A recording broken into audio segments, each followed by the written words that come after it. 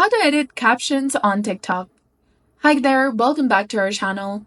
Today in this video, we'll be talking about editing captions on TikTok. So now let's get started.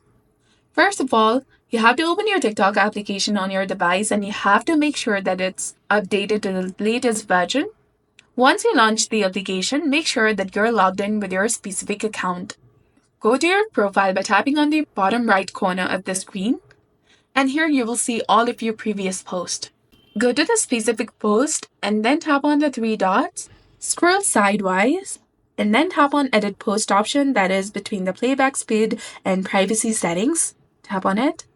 And here you will be able to edit your post. You can edit your captions, use hashtags, mention other people. You can delete your previous caption and add a new one.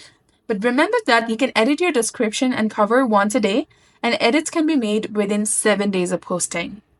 After you're done, click on the save button in the bottom, highlighted in red color, and you'll be done.